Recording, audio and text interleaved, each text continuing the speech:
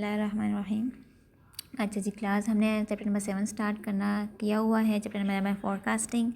अच्छा जी, थोड़ा सा पीछे चलते हैं ताकि रिकॉल हो जाए सबको। कंपोनेंट्स ऑफ ऑब्जर्वेशन हमने बात की थी। फोरकास्टिंग में क्या कैरेक्टरिस्टिक्स हैं, उसके बाद हमने बात की कंपोनेंट्स क्या हैं और मेथड कौन कौन से टाइप होते हैं। क्वांटिटेटिव होते हैं और क्वालिटेटिव होते हैं। अच्छा जी, क्वांटिटेटिव मेथड्स की तरफ आते हैं। सबसे पहले हमने बात की थी सिस्टमैटिक कंपोनेंट की, क्या होता है सिस्टमैटिक कंपोनेंट। मैंने आपको एक ग्राफ के थ्रू समझाया था।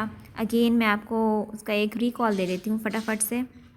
ये देखें, सिस्टमैटिक कंपोनेंट में दो चीज़ें होती हैं। एक होती है आपकी एक्चुअल डिमांड जो कि फ्लक्चुएट कर रही होती है, जिसमें डी सीजनलाइज डिमांड आ जाती है। डी सीजनलाइज डिमांड का मतलब है कि whenever there is something, कि आप अपनी डिमांड से हट कर कोई चीज़ कर रहे होते हैं, उसको हम डी सीजनलाइज डिमांड कहते हैं। ठीक हो गया, ठीक है। फिर हम चलते हैं गर्ल्स स्टार्टिंग पे।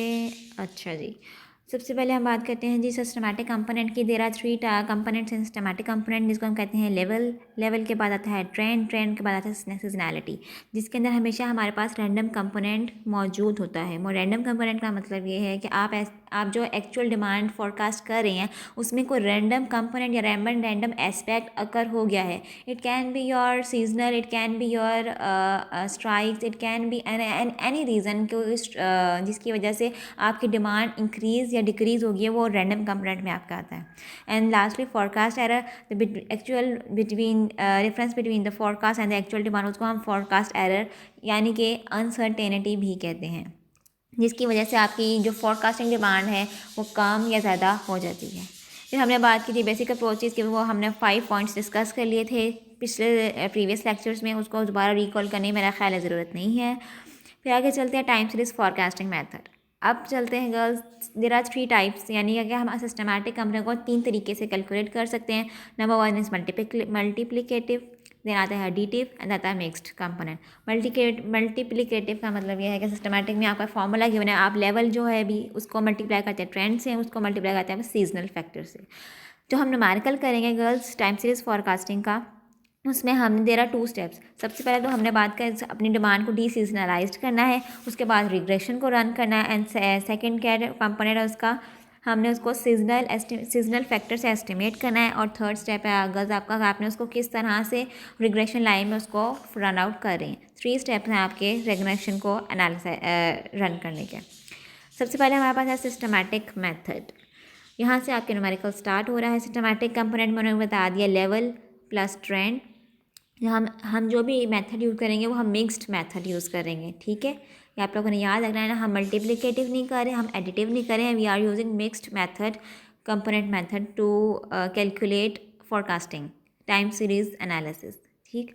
ये उसका फॉर्मूला उन्होंने बता दिया, एफ टी प्लस एल, ये एल प्लस ब्रैकेट्स हैं उसमें T plus L, T plus seasonal factor है हमारे पास टी प्लस एल।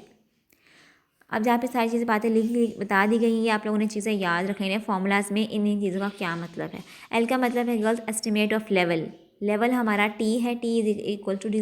आपके क्वेश्चन में ये चीज़ मेंशन होगी, जो लेवल है वो 0 है, 5 है, 4 है, 3 है या 8 है, ठीक। एस्टिमेट लेवल हमारा गिवन होगा।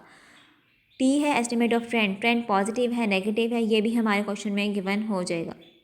उसके बाद हमारे पास सीजनल फैक्टर है, estimate of seasonal factor for the period भी आपको क्वेश्चन में गिवन होता है। क्या अगर आया है कि चार क्वार्टरली निकालना है, वीकली निकालना है, और बाई एनुअली और सेमी एनुअली, ये पीरियड आपका गिवन होगा। डिमांड हमने एक्चुअल डिमांड फोरकास्ट निकाल ली है, और F forecast for the demand, ये तो हमने इसको फाइंड आउट करना ही करना है।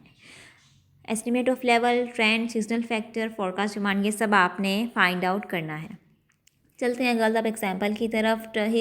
सॉल्ट की एग्जाम्पल आपकी बुक में गिवन है, और आई हैव चेक कि कोई भी ना एग्जाम्पल जो एडिशन से चेंज नहीं है। एडिशन बेशक आपका 7 है, 6 है, 5 है, इट डजेंट मैटर, आपकी एग्जाम्पल है वो आपकी बुक में होगी। अच्छा जी, ये बुक की एग्जाम्पल है। सबसे पहले आपको क्वेश्चन में ईयर गिवन है, क्वार्टर्स गिवन है कि 1 2 3 4 1 2 3 4 1 2 3 4 1। उसके बाद पीरियड्स भी गिना है, आप टाइम गिवन है आपको कि इस इन टाइम में ये क्वार्टर्स हैं। उसके बाद डिमांड डी टी, यानी कि जो आपके पास एक्चुअल डिमांड जो ऑब्ज़र्व की गई है प्रीवियस ईयर में, वो आपके पास गिवन है। ठीक हो गया। Now look at the graph.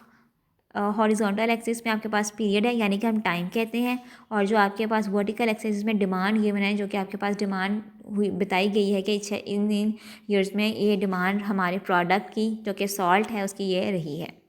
चलते हैं फार्मूला की तरफ। फार्मूला आपके पास यहाँ पे गिवन है। एस्टिमेट लेवल और ट्रेंड को ऑब्वियसली इकट्ठा करके हम उसको कहते हैं डी सीजनलाइज्ड डिमांड। ठीक है, ये मैंने आपको बात पहले भी बताई गई है। सबसे पहले हमारा फर्स्ट स्टेप है, you have to find out the deseasonalized demand, then we will go forward the seasonal demand. Formula आपके पास गिवन है आपकी बुक में। उसके बाद है हमारे पास, उन्होंने आपका सॉल्व करने की कोशिश की है। पीरियड गिवन है, डिमांड गिवन है और डी सीजनलाइज्ड डिमांड उन्होंने बता दी गई है कि ये चीज़ें हमारे पास डिमांड गिवन है। अब आप लोगों ने क्या करना है, डी सीजनलाइज्ड डिमांड को फाइंड आउट करना है। डी सी सेक्शन है ना, ए बी और सी सेक्शन में आपने वो चीज़ चीज़ें फाइंड आउट करनी है। इट मीन्स कि पीरियड 3 से लेकर पीरियड 10 तक you have to find out deseasonalized demand. अब डी सीजनलाइज्ड डिमांड आप लोगों ने फाइंड आउट कैसे करनी। अच्छा जी, डी सीजनलाइज्ड डिमांड का फॉर्मूला आपके पास गिवन है। ये मैंने जो फर्स्ट पेज ही खोला है आपके जो PDF का। पीरियड आपके पास 4 गिवन है, टाइम आपके पास 3 गिवन